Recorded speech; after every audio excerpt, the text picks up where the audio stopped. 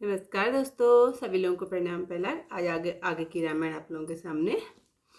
उसी समय राजा की मूर्छा दूर हुई। उन्होंने रामचंद्र जी को स्मरण करके फिर कर रुक करवट बदली। तब मंत्री ने रामचंद्र जी का आगमन कहकर समय के अनुसार विनती की। तब जब राजा ने रामचंद्र जी का आना सुना, तब धीरज धरकर नेत्र खोल दिए। मंत्री ने राजा को संभाल कर बैठा दिया। राजा ने रामचंद्र जी को अपने चरणों में गिरते देखा। स्नेह विकल राजा ने रामचंद्र जी को देखते ही हृदय से लगा लिया, मानो सांप ने कोई खोई मणि फिर से पाली हो। राजा रामचंद्र जी की ओर देखते ही रह गए। उनके नेत्रों से अश्रुधारा बह चली। मारे दुख के राजा कुछ कह नहीं सकते। बारंबार रामचंद्र जी को हृदय से लगाते।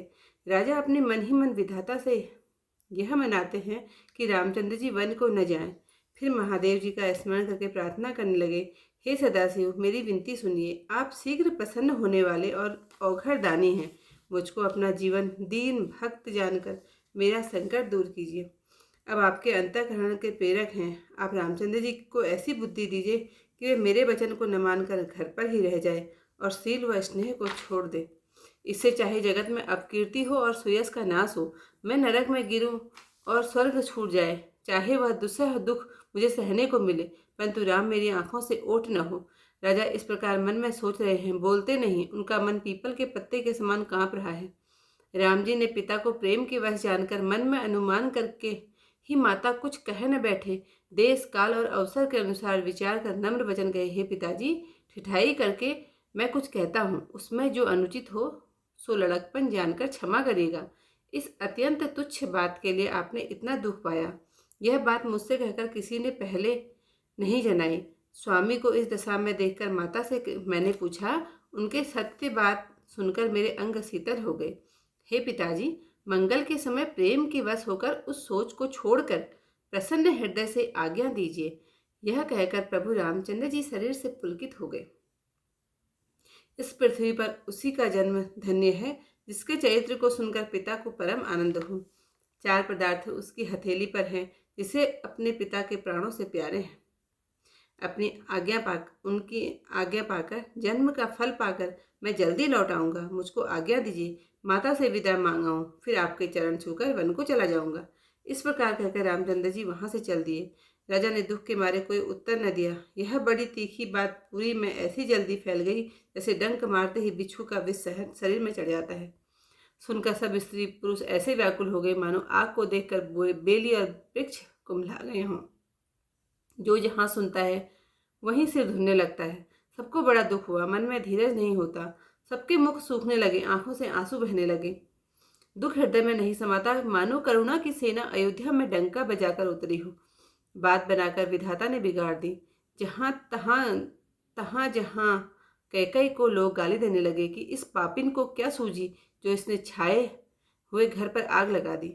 यह अपने हाथ से अपनी आंखें निकाल कर देखना चाहती है, अमृत को फैलाकर विष चखना चाहती है। टेढ़ी कठोर दुर्बुद्धि और अभागी कैकई रघुवंश रूपी बांस के घर के लिए आग हो गई है। पत्ते पर बैठकर इसने पेड़ को काट डाला, सुख में दुख का ठाट रच दिया। इसे रामचंद्र जी सदैव प्राणों के समान प्यारे थे। अब इसने इस किस कारण से यह कुटिलता ठान ली। कवि सत्य कहते हैं कि स्त्री का स्वभाव सब प्रकार से दुर्गम, अथाह और गुप्त होता है। अपनी परछाई चाहे कोई भले ही पकड़ ले, परंतु भाई स्त्री की चाल जानी नहीं जाती। अग्नि क्या नहीं जला सकती, समुद्र में क्या नहीं समा सकता, अबला कहाने वाली प्रबल स्त्री क्या नहीं कर सकती, संसार में काल किसको नहीं खाता। इतिहास का अध्याय समाप्त। इससे आगे की कथा हिंदी में चौपाइयों से कल को सुनाऊंगी। आज अब चौपाइयाँ भी।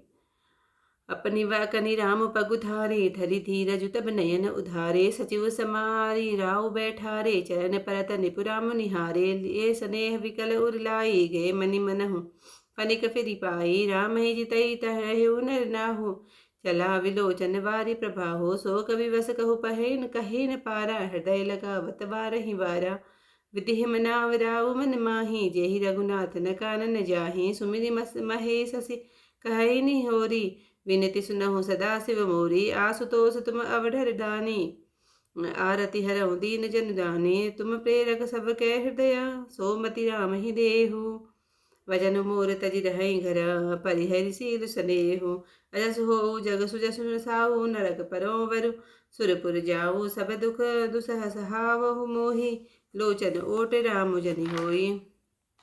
असमन गुनई राव नहीं बोला, पीपर पात सरिस मनु डोला। रघुपति पितहि प्रेम बस जाने, पुनि कछु कहहि मातु अनुमानी। देश काल अवसर अनुसारी, बोले वचन विनीत विचारी। तात कहूँ कछु करहु ठिठाई, अनुचित क्षमहु जानि लरिकाई। अति लघु बात लाखि दुख भावा, काहु न मोहि कही प्रथम जनावा। देहि गोसाई पूछियो माता, सुनि प्रसंग भय शीतल गाता। मंगल समय स्नेह बसा, सोच पही रही हरि तात। आयसु देय हरसिय, कही पुल के प्रभु गात। धन्य जन्म जगती तल दासु, पितहि प्रमोद चरित सुनि जासु। चारि पदार्थ कर तल ताके, प्रिय पितु मातु प्राण सब जाके। आय सुपाल जन्म फल पाई, ए बेगी होई रजाई। पिता विदा मातु सन आवहु मागी, चली हूँ बनहि दुहु पग लागी। अस कही राम गवन सब कीना, भूप शोक बस उतर न दीना। नगर व्यापी गई बात, सुतीछी छुअत चढ़ी जनु सब तन बीछी। सुनी भय विकल नगर सकल नर नारी, वेल विटप जिमि देखी दवारी। जो तह सुनई धुनई सिर सोई, बड़ विषादु नहीं धीरज होई। मुख मुख सुखाई लोचन सबहि, सो गुण हृदय समाई। मनहु करुण रस कटकई, उतरी अवध बजाई। मिले ही माज विधि बात बेगारी, जहता देहि के कही गारी। यही पापिनी बूझी का परे हों, छाए भवन पर पावक धरे हों। निज कर नयन काढ़ी जह देखा, डारी सुधा विधु चाहत चीखा। कुटिल कठोर कुबुद्ध भागी, भई रघुवंश वेनु बन आगी। पालव बैठ पेड़ु एहि काटा, सुख महु शोक ठाटू धरि ठाटा। सदा राम एहि प्राण समाना, कारण कवन कुटिल पनु ठाना। सत्य कहाई कवि नारी स्वभाव, सब विधि अगहु अगाध सुधुराऊ। निज प्रतिबिंब बुरुग गही जाई, जानि न जाई नारी गति पाई। काहन पावकु जारी सक, कान समुद्र समाय। कान करे अफला प्रबला, कही जग कालु न खाए। सियावर रामचंद्र पद जय शरणम। शंकर हरि ओम जय जय सिया राम। मंगल भवन अमंगल हारी, उमा सहित जय जपत महरी। आज का अध्याय पर समाप्त। कल को नए अध्याय नई चौपाइयों के साथ, इस आगे कथा के साथ आपसे फिर मिलते हैं। तब तक के लिए